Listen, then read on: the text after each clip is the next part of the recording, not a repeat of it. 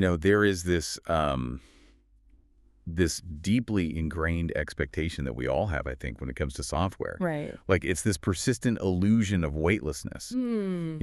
For the last 20 years, we've basically been trained to believe that our digital lives exist in this completely frictionless, invisible realm, the thing we so casually call the cloud. Oh, yeah. The cloud. Right. You download an app or you stream a movie or, send a massive file across the world, and there's no physical resistance at all. It just like floats up into the ether. It is a very comforting illusion, honestly. I mean, we naturally gravitate toward this idea that our digital footprint takes up, well, no physical space. The cloud sounds soft, right? It sounds clean. Yeah, So exactly. we treat it like magic. We totally treat it like magic. Yeah. But the reality is when you step out of the traditional software world and look at what is happening today with modern artificial intelligence, that invisible cloud completely evaporates. It's just gone. Yeah, it really is. The digital landscape we are building right now is not weightless. In fact, we are dealing with a reality that is like incredibly heavy. Heavy is the perfect word for it. It is the absolute definition of heavy industry. I mean, we are talking about concrete, steel, massive electrical transformers, and, industrial cooling systems. Oh, wow. Yeah, and once you realize that, it completely shatters your mental model of what the tech industry actually is. It changes everything about how we need to understand the future. And that is exactly why we are here today. So welcome to the Deep Dive, everyone. We are thrilled you're joining us because our mission today is to decode an absolutely fascinating video transcript we got from a source called AI News and Strategy Daily. It's a great source. It really is. It's a highly detailed presentation by Nate B. Jones from May 24th, 2026. And, carries a rather ominous title. It's called Why the AI Boom is About to Hit a Wall. Yeah, the presentation is a phenomenal, rigorous breakdown of the physical constraints hiding right behind the curtain of the technology that's, well, currently dominating the global economy. It really is. Yeah. And as we tackle this material, we have a very specific mandate for our time together today. Because, look, we are dealing with multi-billion-dollar corporate finance, ultra-complex semiconductor physics, and, global energy infrastructure. Heavy stuff. Super heavy. But we are making a promise right up front to keep things radically clear for you. We are going to apply a philosophy of ultimate clarity. So we're stripping out the impenetrable Silicon Valley jargon. Thank goodness. Right. And we're going to use clear, grounded analogies to explain the mechanics of what's actually happening. In fact, our goal today is to explain this so simply that a 10-year-old could completely understand it. I love that. Yeah, explain it. I'm 10, ELI 10.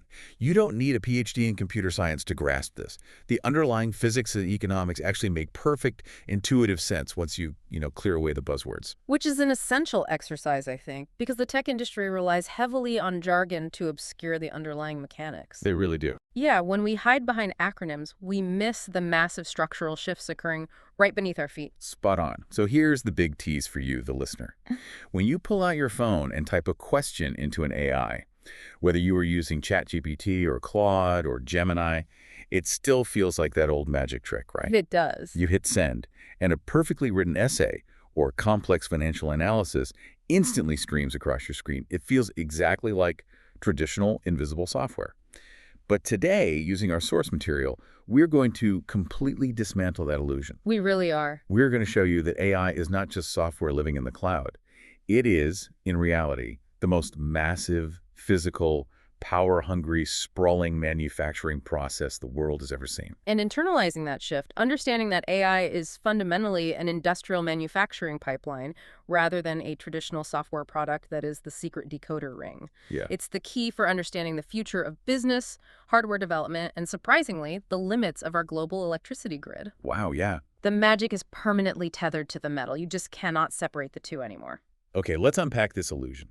I want to start by looking at the sheer scale of what we are calling a manufacturing pipeline. And to do that, we have to look at a central, truly staggering fact from our source material. Okay, let's hear it. The source points us to April 29th. Microsoft CEO Satya Nadella is on an earnings call speaking directly to Wall Street investors. And during this call, he casually announces that Microsoft is spending $190 billion on capital expenditures this calendar year. Unbelievable. Just let that number sit for a second. $190 billion. It is a figure that almost defies comprehension, honestly. Right. If you look at the gross domestic product of entire nations, a $190 billion expenditure eclipses many of them. That's insane. And this is just one single corporation in a single year spending cash solely on physical infrastructure. We're talking buildings, land, servers, and power. Right, because capital expenditure, or CapEx, isn't paying for employee salaries. Right. Or marketing campaigns. No, not at all. It's paying for hard physical assets, like buying stuff. But here is the part of the earnings call that really stopped me in my tracks, and it's kind of the core tension of our entire discussion today. What's that? In that exact same breath, after announcing this near-infinite pile of money they're spending, Nadella admits to the investors that Microsoft still expects to remain capacity-constrained through the end of the year. Right. Which is the polite, highly sterilized corporate way of saying, we have a virtually unlimited budget, but we are running out of physical stuff. Exactly. Like, they literally cannot build these machines fast enough to meet demand. That is the paradox that completely breaks the old tech model. Think about the pure mechanics of this, like if you were a 10-year-old with a piggy bank. Okay, the piggy bank analogy. Let's do it. Imagine you have a piggy bank with $190 billion in it. You are arguably the most powerful kid in the toy store. You walk in to buy the toy you want, you slam the cash on the counter, and the owner looks at you and says, sorry, we can't do it. Our factories cannot physically build the toys fast enough for you to buy them. Yeah, that's exactly what's happening. How does the richest software company in human history run out of stuff?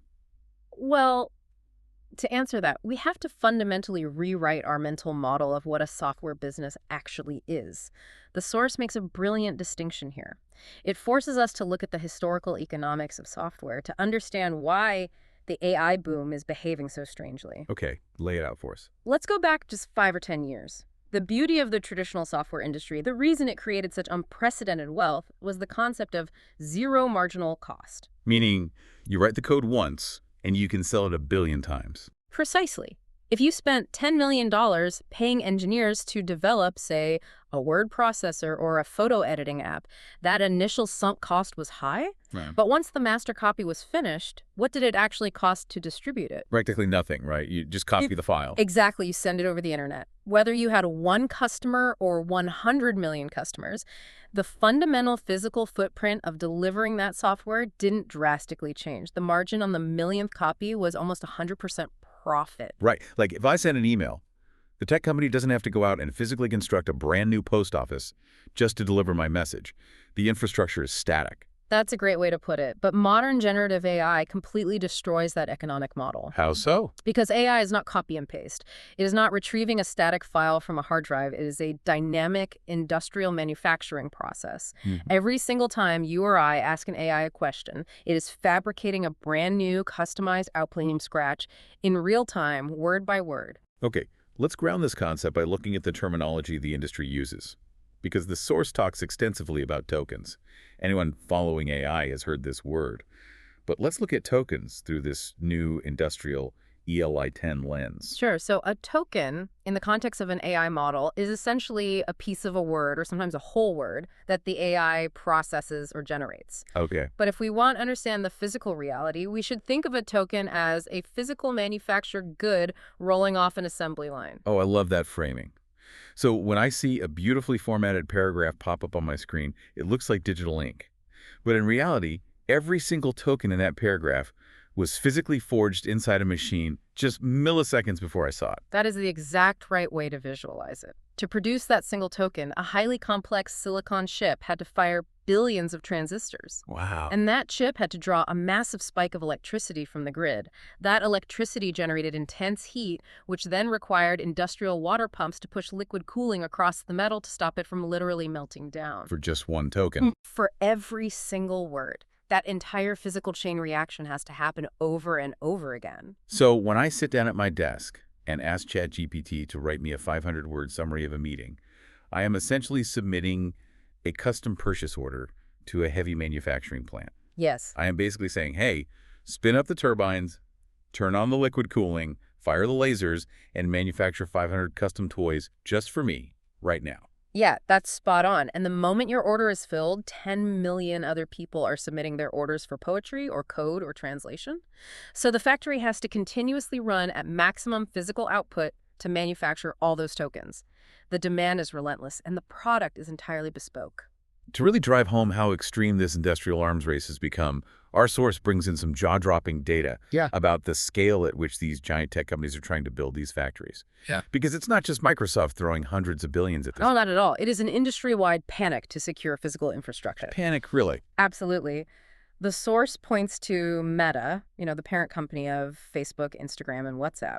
They announced they're spending between $125 and $145 billion this year alone. Whoa. 145 billion. And what is fascinating about Meta's position is that the broader market largely considers them to be playing catch-up in the enterprise AI space, at least compared to a juggernaut like OpenAI. Right, which makes that spending figure even more incredible. Even if you aren't currently recognized as the absolute leader in the space, you cannot afford to opt out. No, it's an existential threat. If you want to even remain relevant in the tech sector over the next decade, you have no choice but to pour hundreds of billions of dollars into, pouring concrete and racking servers. The barrier to entry has completely moved. It went from having smart programmers to having the capital of a nation-state. That's wild. And what about the others? Amazon. The source looks at Amazon next. In just the last 12 months, Amazon deployed more than 2.1 million AI chips into their data centers. 2 million chips. Yeah, and over half of those chips were their own custom-designed silicon, a processor they call Trainium. They aren't just relying on external suppliers like NVIDIA anymore. They are vertically integrating and fabricating their own specialized chips at a mind-bending scale. Over 2 million cutting-edge processors.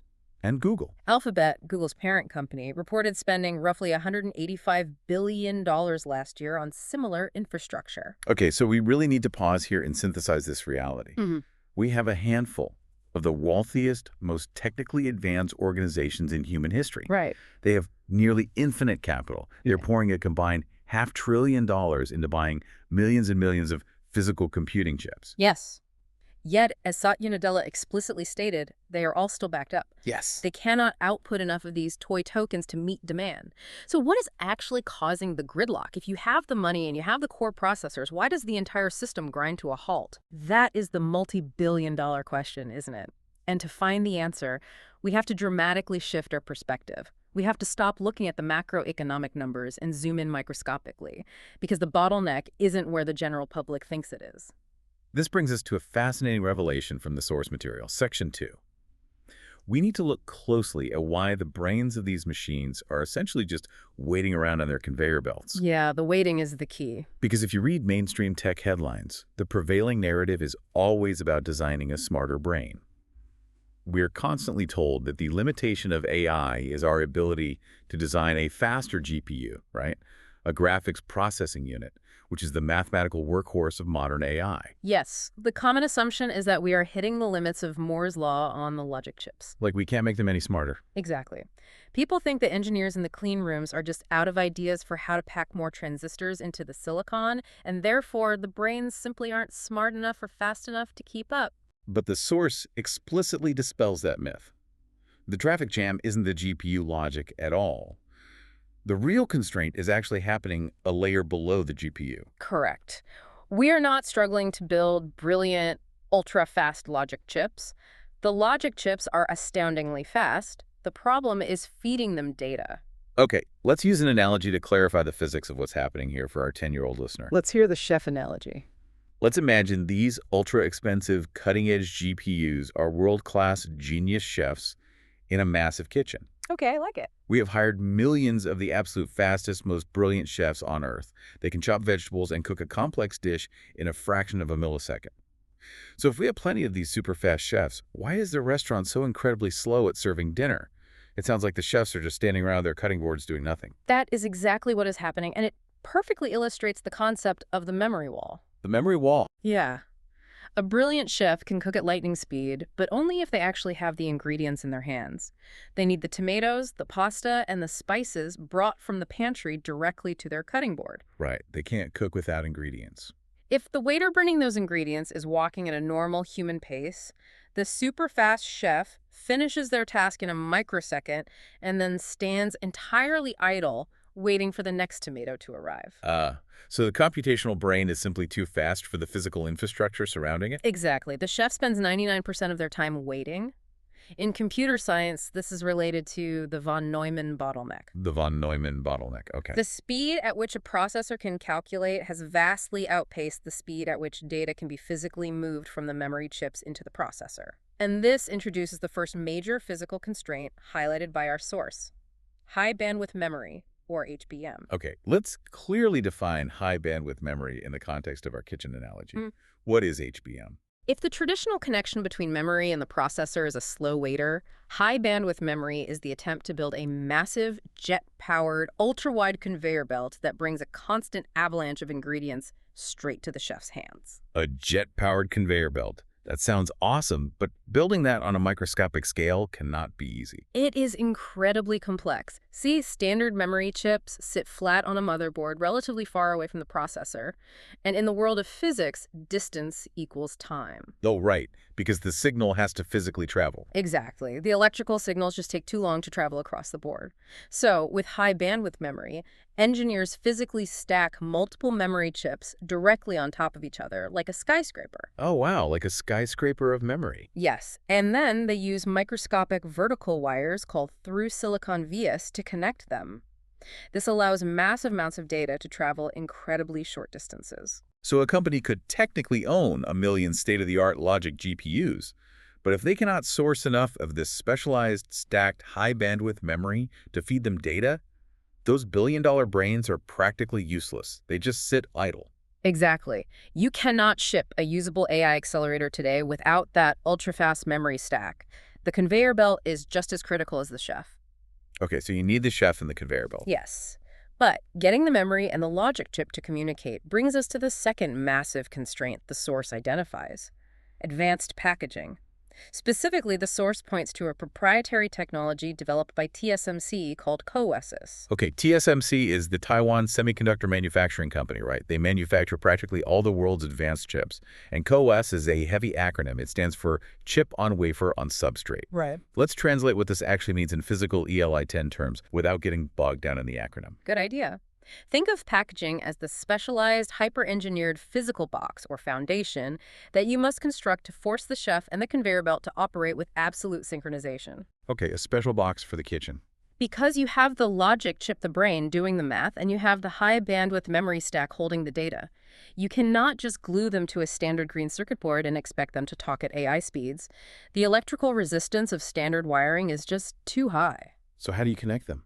You have to place them incredibly close together on top of a microscopic superhighway called a silicon interposer. A silicon interposer? Yeah, this interposer acts as a base layer containing thousands of microscopic wires that perfectly align with the tiny connection points on both the logic chip and the memory chips. It practically fuses them into a single unified module so they can pass data instantaneously. It's like redesigning the entire physical layout of the kitchen on a molecular level, so the pantry and the cutting board are essentially the same space. Yes, that's a great way to picture it. And manufacturing that specific foundation, aligning these delicate chips with nanometer precision so the electrical signals travel without error, is one of the most difficult engineering feats in the world. I can imagine. If a single microscopic wire doesn't align, the entire multi-thousand-dollar unit is garbage. So if a company can't access enough of this specific packaging capability from TSMC, it completely stalls their production, regardless of how good their chip design is. Exactly. And this leads to a data point from the source that genuinely blew my mind. It perfectly illustrates where the true choke point is. The source cites an estimate from Epic AI, projecting into the year 2025. It states that the top 4 AI chip designers in the world are consuming 90% of the global chip packaging capacity and 90% of the global high-bandwidth memory supply. 90%. Almost the entirety of the global supply chain for these specialized conveyor belts and integration boxes is being devoured by just 4 companies. But here is the critical context that proves our point. Those exact same 4 companies are only consuming 12% of the world's advanced logic die production. Wow. Meaning they only require 12% of the global factory bandwidth dedicated to printing the actual brains. Which is a brilliant statistical validation of the thesis. Right. The bottleneck is absolutely not the logic chip. The industry only needs to dedicate 12% of its effort to making the brains. A staggering 90% of the effort and resources are desperately trying to build the complex memory pipelines and the advanced packaging required to just keep those brains fed. It is a profound shift. in where the value and the difficulty lie in computing. Now, to understand what this looks like when you successfully manage to package all these components together, the source points us to a specific piece of hardware as the ultimate example. Yes, the source highlights the NVIDIA GB200 NVL72 as the prime physical manifestation of this industrial packaging. Now, for listeners who remember the 90s and 2000s, we used to think of NVIDIA as a company that made graphics cards. Yeah. You'd buy a heavy little rectangle, open your desktop computer case, and snap it into the motherboard so you could play video games. The GB200 is decidedly not that right. Not even close. The GB200 NVL72 is not a component you put inside a computer. It is a massive, self-contained industrial supercomputer that stands over 6 feet tall. 6 feet tall. It is an entire rack-scale system. It intricately connects 72 Blackwell GPUs, so 72 of those world-class super chefs, and 36 Grace CPUs, which you can think of as the highly skilled sous chefs directing the overall workflow. Okay, 72 massive GPUs and 36 CPUs crammed into a space roughly the size of a large refrigerator. And they all operate as one massive unified system. And to feed all that compute power, the system integrates 13.5 terabytes of high bandwidth memory, capable of moving data at an incomprehensible speed of 576 terabytes per second. That is just, I can't even wrap my head around that speed. It's entirely liquid-cooled because the thermal output is catastrophic. This single rack is the core building block of the modern AI factory. It is designed specifically to process trillion-parameter models in real time. But wait, this introduces a completely new physical problem. If you cram 72 screamingly fast GPUs into one single rack, and then you put 1,000 of these racks into a warehouse, how on earth do they talk to each other? That is a huge issue. If one chef on one side of the room needs a piece of data from a chef 100 feet away, how do you transmit it without causing massive delays that defeat the whole purpose? That brings us to the third critical bottleneck identified in the source: networking bandwidth. Because in an AI cluster, the calculation is often distributed across tens of thousands of individual chips. They are communication machines just as much as they are compute machines. Right. They have to work together. They have to continuously pass enormous intermediate data sets back and forth perfectly in sync. And historically, inside a data center, we connect servers using traditional networking cables, right? Copper wire sending electrical pulses. Why doesn't that work anymore? It comes down to the stubborn laws of physics. Copper wire is fantastic for traditional computing. But when you attempt to push the sheer volume of data required for AI, we're talking terabytes per second through a standard copper cable, you encounter severe electrical resistance. How severe? Let's use a clear analogy here for our 10-year-old. Imagine you are trying to push a massive, high-pressure fire hose of water through a tiny plastic cocktail straw. Oh, that sounds like a disaster. The volume is simply too great for the medium. The friction inside that straw would be immense. In a copper wire, pushing that much electrical current at high frequencies creates extreme friction in the form of heat. So the wires literally get hot. Very hot. The signal degrades, the data gets corrupted over distance, and the cables themselves become physically hot and heavy. Copper simply cannot carry the necessary bandwidth across the length of a data center without unacceptable signal loss and latency. So if we can't use copper wires to connect these chips, what is the physical alternative? We have to abandon electrical signals and move to light. Light, like lasers. Exactly. The source highlights technologies like NVIDIA's Spectrum-X photonics. Instead of pushing electrons through heavy copper, the system uses silicon photonics to translate the data into tiny ultrafast laser pulses. These light pulses are then shot through fiber optic cables. So instead of trying to push water through a straw, we're basically standing on opposite sides of a massive room, blinking highly complex Morse code at each other using hyper-fast flashlights. Precisely. Because light traveling through glass fiber experiences virtually no resistance. There is no heat generation, and the signal can travel vastly longer distances without degrading. That's incredible. In modern AI clusters, the internal network has to transition from electrical to optical just to keep the cluster synchronized. Okay, so if we pull the camera back a bit, we've zoomed in on the microscopic lasers, the vertically stacked memory chips, and the incredibly dense packaging.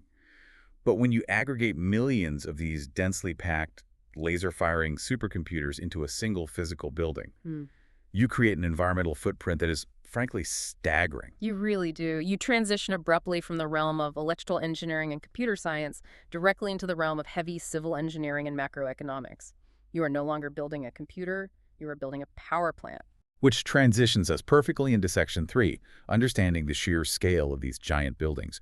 We have to talk about power grids, thermodynamics, and the reality of construction. Because the real-world physical impact of this technology is like cracking into the limitations of our municipal infrastructure. The physical footprint simply cannot be ignored anymore. The amount of energy required to sustain this level of computation is completely rewriting long-term energy forecasts. The source brings in a specific projection from the International Energy Agency, the IEA, and the numbers are sobering. They project that global electricity consumption by data centers will roughly double by the year 2030, reaching approximately 945 terawatt-hours. 945 terawatt-hours? That sounds big, but what does that actually mean? For context, 1 terawatt-hour is a billion kilowatt-hours. A single terawatt-hour is enough to power tens of thousands of homes for an entire year. Oh, wow. So 945 terawatt-hours puts the energy consumption of these data centers on par with the electricity demands of entire industrialized nations like Japan or Germany. It's an unfathomable amount of power. But here's where the author of our source makes a very nuanced, critical distinction.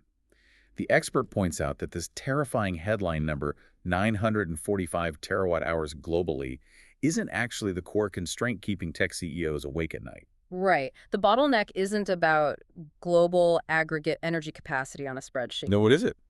The global grid actually has a lot of theoretical capacity. The true constraint is highly localized. It is the ability to secure what the industry calls firm power at a specific designated geographical location and get it delivered on a rigid timeline. Okay, let's define firm power clearly. Because a lot of people assume these rich tech companies can just, buy a massive plot of land in the desert, cover it in solar panels, and run the AI themselves using green energy. Why doesn't that work? Because solar and wind are intermittent power sources. The wind stops blowing, the sun goes down. But an AI training cluster is the most demanding, temperamental machine ever built. Firm power means electricity that is guaranteed unconditionally 24 hours a day, 7 days a week, 365 days a year, with zero fluctuation in voltage. Right. What happens if the power flickers for even a fraction of a second, like a brownout? If a cluster of 100,000 GPUs experiences a microsecond voltage drop, the entire system can crash. From just a microsecond. Yes. And if that happens in the middle of training a new multi-billion-dollar AI model, it can ruin weeks of continuous computation, corrupt the data checkpoints, and essentially set tens of millions of dollars on fire. The system cannot tolerate a brownout. It requires an incredibly robust, constant baseline of power. So it's not just can we generate enough electricity. It is can we route 500 uninterrupted megawatts directly into this specific building without melting the local municipal power grid. Exactly. You might want to build your data center in a specific town in Virginia or Ohio because land is cheap and fiber optic lines are already there. But that local town's electrical substations and high-voltage transmission lines were built to power suburban neighborhoods and shopping malls. Right, they weren't built for a gigafactory. They physically cannot carry the industrial load required by an AI factory. Upgrading those transmission lines takes years, and as the source notes, this is leading to massive community pushback. Local municipalities are looking at these proposals and realizing these facilities will consume as much water and power as the entire surrounding city. Wow. And so they're pushing back on zoning and grid upgrades. Which introduces another massive physical problem. Yeah. Where does all that power go? According to the laws of thermodynamics, practically all the electricity pumped into a microchip is eventually converted into heat. If we are pumping 500 megawatts of power into a building, that building is generating 500 megawatts of heat. It is basically a giant electrical heater doing math as a byproduct. That's hilarious, but true. So let's talk about cooling, because anyone who has ever rendered a video on a laptop knows it gets hot. The fans spin up, and it sounds like a jet engine. Historically, data centers have relied on massive industrial air conditioners. They pump freezing cold air down the aisles. The fans in the servers pull the air across the chips, and the hot air is exhausted out the back. Why has that traditional model completely collapsed? It has collapsed because of thermal density. Thermal density? Yeah. In a traditional software data center, the heat is spread out over a large area. Air cooling is sufficient. But in an AI cluster, because of the advanced CoWoS packaging we discussed earlier, we are cramming unprecedented amounts of compute power into incredibly tiny physical spaces. The sheer density of the heat generated per square inch is staggering. It's like trying to cool down a piece of glowing hot metal by blowing on it. It just doesn't work. Exactly. Air simply does not have the thermal mass or the heat capacity to absorb and carry away that much thermal energy fast enough. So the air just gets hot instantly. Right. If you relied on air cooling for a rack like the NVIDIA GB200 we mentioned, you would need fan speeds so violent they would practically destroy the equipment, Oh, wow. and the chips would still physically melt. Therefore, the source points out that liquid cooling has transitioned from a niche experimental technology to an absolute mandatory requirement for all new production capacity. Right. We have to use a medium that is fundamentally better at absorbing heat than air, which is liquid. So what does liquid cooling actually look like inside the factory? We aren't just dunking these billion-dollar electronics into a bathtub, right? Well, actually, in some advanced setups known as immersion cooling, they are doing exactly that. Wait, really? A bathtub for computers? Yeah, they submerge the entire server rack into specially engineered non-conductive dielectric fluids that absorb heat directly from the components without short-circuiting them. But the more common approach right now is direct-to-chip liquid cooling. How does that work? It operates much like the radiator in a high-performance race car. In a race car, the engine block runs incredibly hot, so channels of liquid coolant are pumped directly through the metal to pull the heat away and carry it to a radiator to cool down. Okay, that makes sense. In an AI server, they machine intricate metal plates called cold plates. These sit directly on top of the ultra-hot GPUs and CPUs. Microscopic channels inside these plates constantly pump specialized liquid coolants right across the surface of the chips. So we're talking about a massive plumbing operation. We are routing thousands of tiny pipes, carrying liquid directly over the most expensive, delicate electrical circuitry on Earth. Yes, the modern data center is quite literally a massive hydraulic plumbing facility. That sounds risky. It is. If a pump fails or a pipe leaks or the coolant flow drops even slightly, the chips will immediately hit their thermal limits and throttle down. Meaning they slow down to save themselves. Exactly. They slow their calculation speeds to prevent self-destruction. If they throttle down, your billion-dollar factory isn't operating at full capacity, and you are losing money every second. This complexity perfectly explains the next constraint the source highlights: construction timelines. Because you aren't just throwing up a cheap metal warehouse and plugging in some server racks anymore. You are constructing a high-voltage power substation integrated with a municipal-scale water treatment and fluid dynamics facility. The engineering tolerance required is closer to building a nuclear submarine than a traditional office building. A nuclear submarine. Yeah. Yeah. The source references data from the commercial real estate firm CBRE to highlight how completely the old timelines have been obliterated. Historically, if a major tech company needed to expand their cloud capacity, they could acquire land and stand up a traditional air-cooled data center in about 12 to 18 months. It was a highly standardized, repetitive process. But those 18-month turnarounds are dead. Completely dead when it comes to AI. The source points to Meta's Hyperion campus in Louisiana, a massive joint venture backed by Blue Owl Capital. Projects of this scale, we're talking about massive 500-megawatt campuses designed from the ground up for liquid cooling and dense AI workloads, are taking upwards of 4 years to complete. 4 years from breaking ground to turning on the computers. At a minimum. Sometimes, simply navigating the regulatory approvals, local zoning laws, and negotiating the massive electrical interconnection agreements with the utility companies can consume well over 18 months before a single shovel hits the dirt. Wow. Then you have the supply chain delays for specialized equipment, like high-voltage transformers, which currently have massive lead times. Okay, so let's synthesize this and bring it right back to the listener's day-to-day life. Think about the stark reality of that timeline. It takes a minimum of 4 years to bring a new AI factory online. But meanwhile, user adoption of AI is moving at lightning speed. To highlight this, the author of our source, Nate B. Jones, casually notes that his own personal usage, his gross token spend, totaled nearly 500 million tokens in a single week. Think about that. One single individual utilizing automated workflows ordered 500 million bespoke, manufactured physical toys from our factory in 7 days. And he isn't alone. Millions of users and thousands of businesses are scaling up their usage just as fast. So this presents an incredibly precarious economic scenario. What happens when our collective appetite as consumers, our insatiable hunger for these tokens, grows exponentially faster than the physical concrete and steel factories can be built? It's a huge problem. If it takes 4 years to build a new restaurant, but 1 million new, extremely hungry customers walk in the door today, the system breaks. It creates an intense, high-stakes supply shock. And it perfectly sets up the next crucial phase of our deep dive. Section 4.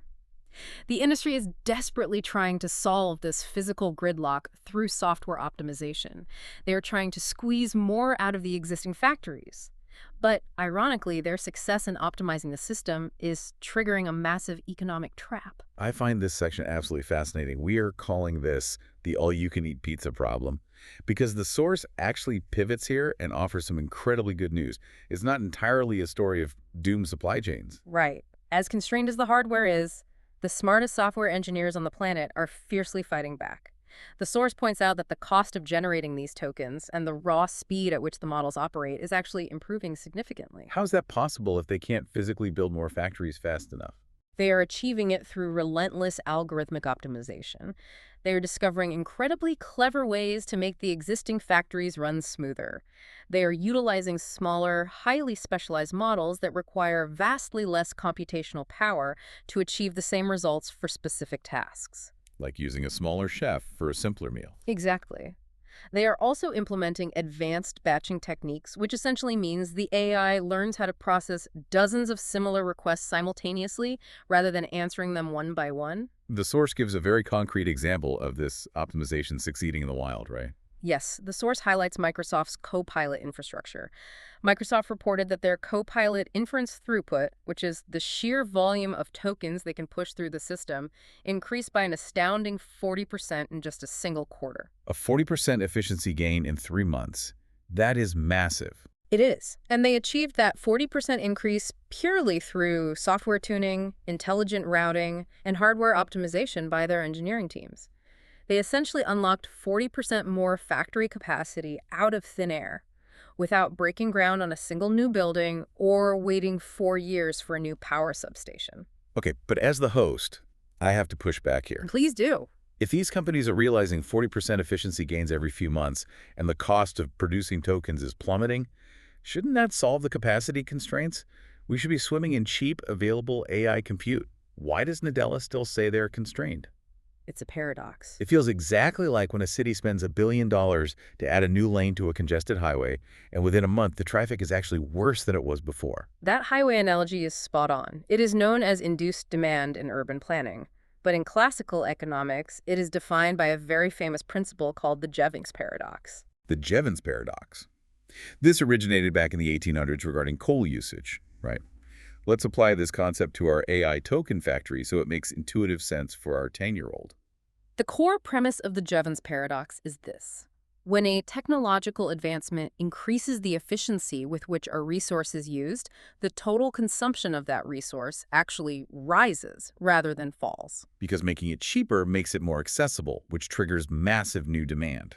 Let's use our all-you-can-eat pizza analogy to make this super clear. Imagine a highly popular buffet restaurant. Currently, there is a massive line wrapping around the building because the kitchen ovens can only bake 10 pizzas every hour. The owner decides to optimize. They invest in a revolutionary new oven that bakes pizzas twice as fast. They can now output 20 pizzas an hour, and the cost to make each pizza drops significantly. Logically, you would assume the line outside would disappear because you're feeding people twice as fast. Exactly, but the paradox dictates the opposite. Because the pizza is now generated so quickly and so cheaply, the economic dynamics shift. People walking down the street who previously wouldn't have bothered waiting in the slow line suddenly see how fast it's moving and decide to join. Oh, I see. And the patrons already inside the restaurant, realizing how rapidly the fresh pizza is coming out, decide to eat 4 slices instead of their usual 2. The increased efficiency actually bred a hyper-appetite. Precisely. By making the factory twice as efficient, you unlocked exponentially more demand. The line out the door gets longer, and the kitchen is even more stressed than before. Okay, so how does the pizza paradox map directly to AI tokens? If Microsoft makes Copilot 40% more efficient, how does the demand swallow that gain so quickly? It comes down to how users and developers behave when compute becomes cheaper. When tokens were expensive and slow, we used them conservatively. A programmer might use AI to ask a single, discrete question. Can you help me fix this specific syntax error in my code? The AI returns a single paragraph. That is a small, low-impact transaction. Right. 1 slice of pizza. But as soon as the models become faster and the tokens become radically cheaper, developers stop asking single questions. They start building agentic workflows. Agentic workflows. Yeah. This is the new frontier. Explain how an agent differs from a simple chat prompt. An AI agent is given a broad goal, rather than a specific question, and it is allowed to operate autonomously in a continuous loop. A continuous loop. Yeah. So instead of asking how to fix a bug, a developer will deploy an agent and say, here is the login to my entire software repository. Read the entire code base, identify every security vulnerability, write the code to patch them, run the testing suite to verify the patches work, and if a test fails, review the error logs and try writing the patch again. And the agent will just sit there autonomously querying the model, generating code, testing it, and failing, and trying again, continuously looping for hours or even days. Exactly. A single prompt from a user translates into millions and millions of background tokens being consumed by the agent. We are also massively extending the context windows, meaning instead of giving the AI a paragraph to read before it answers, we are uploading entire libraries of textbooks for it to analyze simultaneously. Wow. This explosion in automated, high-volume use cases completely vaporizes the 40% efficiency gains the engineers achieved. The cost drops, so our usage becomes increasingly gluttonous. We aren't just eating 4 slices of pizza. We are sending in robots to automatically order 1,000 pizzas a second. And this relentless demand curve creates a terrifying financial scenario for the companies building these factories. The source points out that this is the absolute nightmare scenario keeping chief financial officers awake at night, because building these facilities requires vast amounts of debt and capital, and the underlying economics are incredibly unforgiving. Break down the financial math for us. Where is the trap? The trap lies in the depreciation cycle of the hardware. The source explains that these ultra-expensive, cutting-edge GPUs, the $40,000 liquid-cooled chips, have an extremely short, useful lifespan. Technology advances so rapidly that within roughly 3 to 5 years, a state-of-the-art chip becomes functionally obsolete. Only 3 to 5 years. Yeah, it becomes too slow and power-hungry to run the next generation of models efficiently. You essentially have to rip them out and replace them. Like an incredibly expensive smartphone that just can't run the latest operating system after a few years. Exactly. But remember, the physical shell of the data center, the billions of dollars spent on the land, the concrete, the heavy electrical transformers, and the liquid cooling plumbing those assets have a lifespan of 20 to 30 years. So you have a massive structural mismatch. A 30-year building housing a 3-year depreciating asset. Yes. And because the capital expenditure is so astronomical, the margin for error is zero. The CFO knows that the depreciation clock on those chips is ticking mercilessly from the exact second they are plugged in. To recoup the investment before the chips become obsolete, the factory cannot sit idle. It must run at absolute maximum capacity, 247, relentlessly churning out tokens and revenue. If a data center's utilization rate drops even slightly, if those super chefs sit idle for a day, the capital burns away, and the underlying economics of the entire $190 billion investment begin to collapse. They are structurally forced to keep the pedal absolutely to the metal. Which brings us to the final, highly practical phase of our deep dive, Section 5. Because if we are the consumers, if we are the businesses standing outside this highly stressed, incredibly expensive pizza restaurant, we need to know how to navigate this reality. We really do. We need to know how to purchase AI capabilities without getting burned or left waiting in the cold when the system inevitably bottlenecks. And that leads directly to the actionable advice provided by the source. We have to fundamentally change how we think about buying AI software. This is a crucial paradigm shift. Because for the last decade, when a business or an individual went to purchase a digital tool, we operated on the SaaS model, software as a service. We assumed it worked like a Netflix subscription. Exactly. The beauty of Netflix is that it is infinitely scalable from the user's perspective. If I pay my subscription fee, I don't have to worry if Netflix has enough copies of a movie. Right. My neighbor deciding to binge watch a show doesn't prevent me from watching my show. The capacity feels limitless. But the source forcefully argues that buying generative AI is absolutely nothing like buying a SaaS license. Because, as we've established, it is a physical manufacturing process. When you buy an AI tool, you are not buying a digital license. You are essentially securing a highly specific, time-bound lease on a physical piece of hardware inside that liquid-cooled factory. You are renting time on the super chef's cutting board. And if there are too many orders and the chef is overwhelmed, your order simply won't get filled no matter how much you paid for your subscription. And the source highlights a truly wild market dynamic regarding who you are actually competing against for that chef's time. It's not just other startups. It's a concept called hyperscaler competition. Yes. The hyperscalers are the massive tech conglomerates we mentioned earlier, Microsoft, Google, Amazon. They own the land, they own the power contracts, and they build the factories. Now, in a normal supply chain, the factory owner just wants to sell their capacity to customers. Makes sense. But in the AI market, the hyperscalers are uniquely positioned. They are both the landlord and your biggest competitor. Let's clarify that. They are competing with their own customers for the exact same compute. Precisely. Let's look at Microsoft. They have built these massive factories filled with GPUs. But Microsoft has its own massive suite of internal software products, Office, Windows, GitHub, and they are integrating their own AI Copilot into all of them. They desperately need those GPUs to run their own highly profitable consumer tools.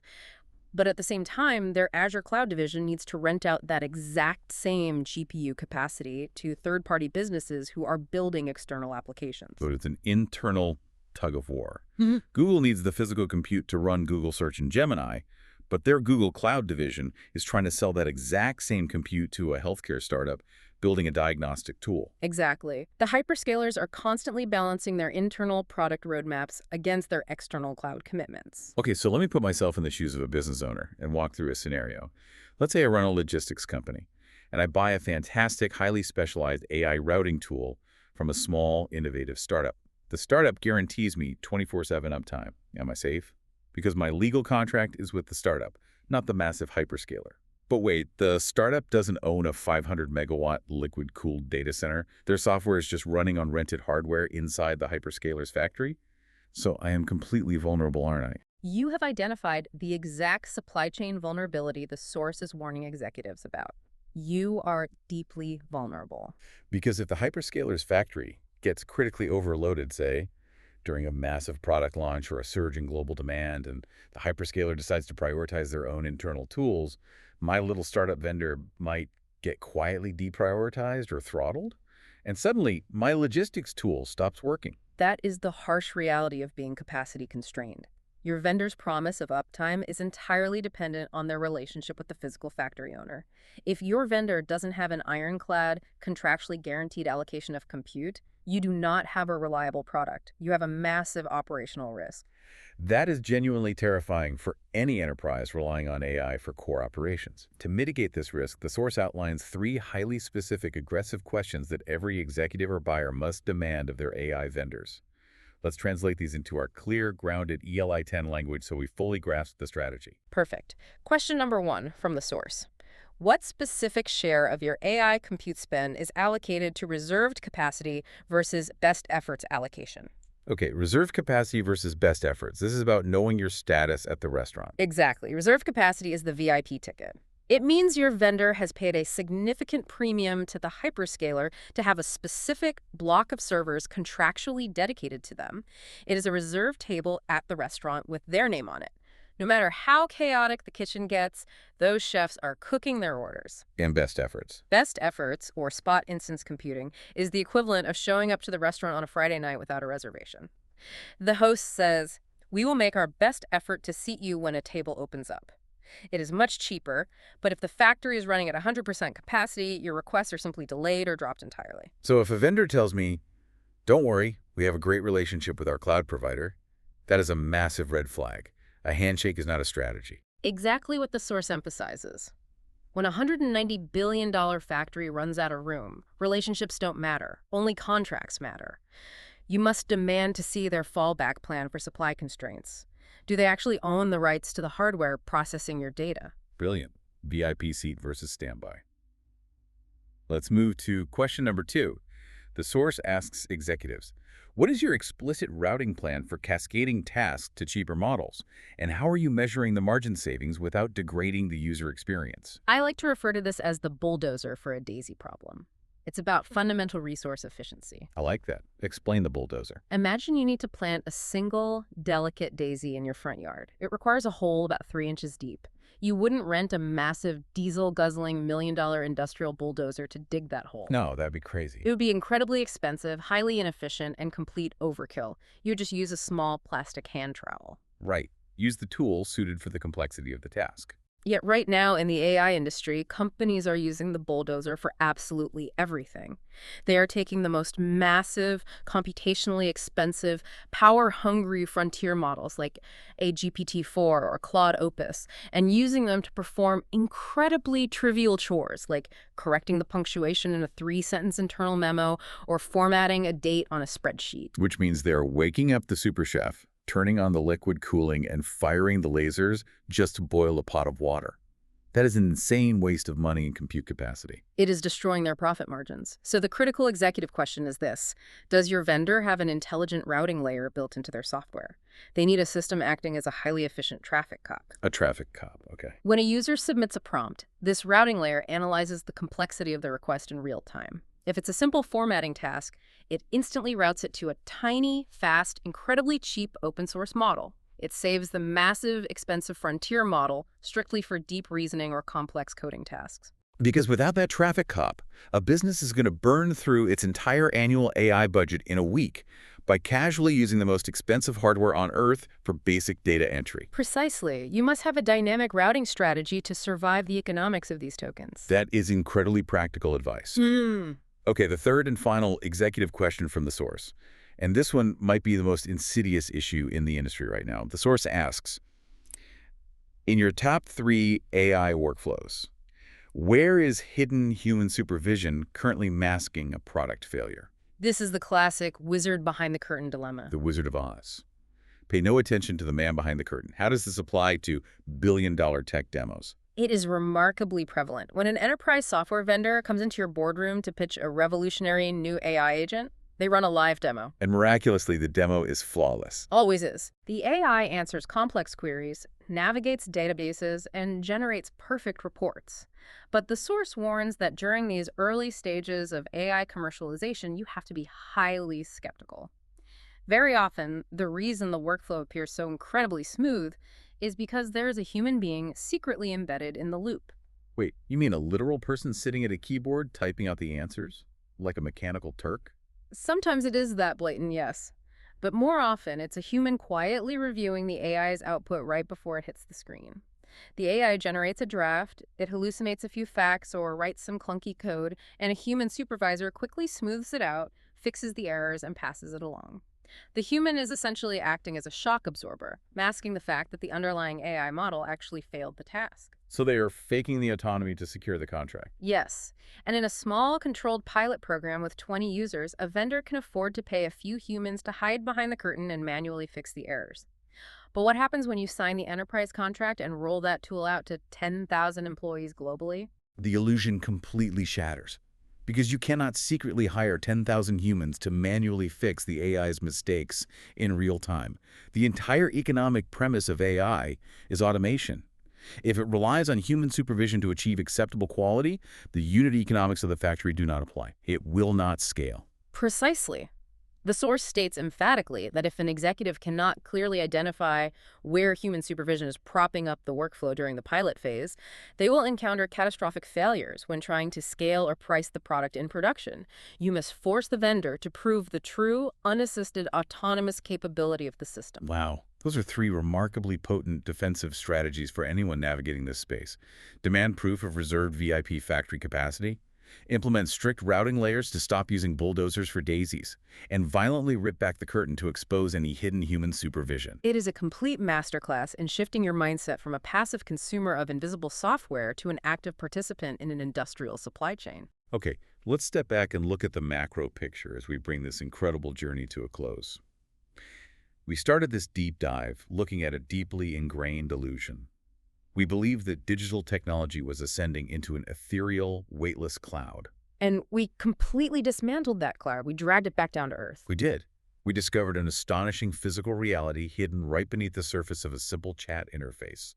We journeyed from Satya Nadella's $190 billion budget down into the microscopic physics of vertically stacked memory chips and advanced silicon interposers. Right. We saw the limitations of copper wire force the industry to adopt optical lasers just to keep the machines communicating.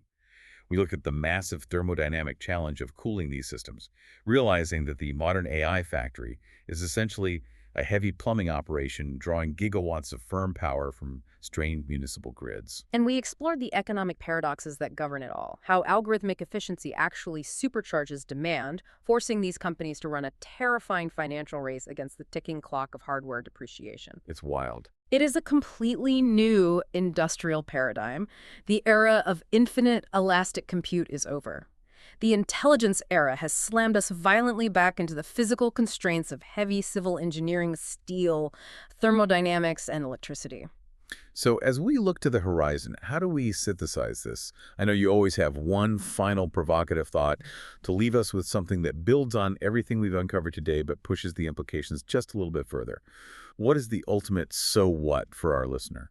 I want to leave everyone thinking about the profound impact this will have on global geography and the distribution of geopolitical power. Throughout this deep dive, we've proven that manufacturing artificial intelligence is an incredibly resource-intensive, heavy industrial process.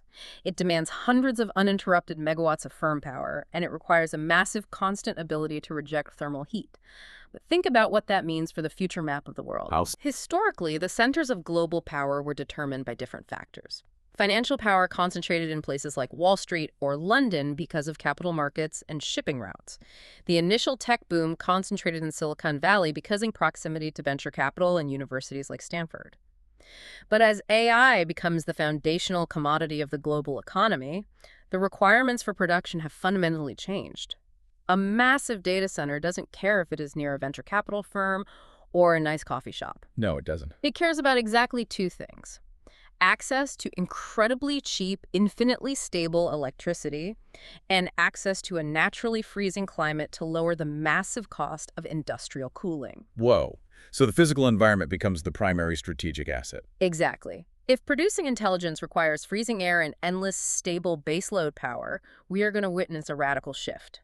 Will the countries, or even the isolated small towns that happen to sit next to massive hydroelectric dams or geothermal vents in sub-zero climates, suddenly become the new intelligence capitals of the 21st century? That's fascinating.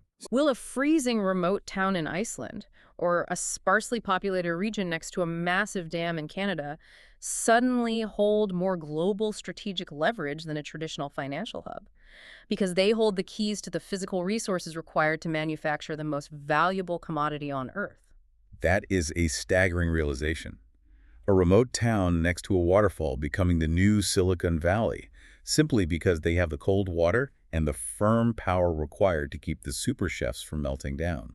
The geography of power shifting entirely based on the thermodynamics of liquid-cooled server racks. Intelligence is no longer an ethereal concept. It is a manufactured physical resource. And the production of physical resources will always be dictated by geography and infrastructure. Absolutely incredible. Well, that leaves us with a tremendous amount to process. Thank you for walking through this deep dive with us today and helping us break down the staggering physical realities of this technology. We really hope that tomorrow when you pull out your phone, open your favorite app, and type a prompt into an AI, you don't just see the magic trick anymore.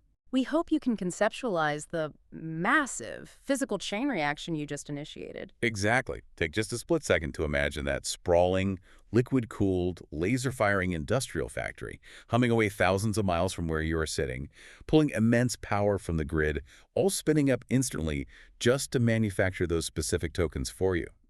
The cloud might have always been a comforting illusion, but the factory is as real and as heavy as it gets. Thanks for listening.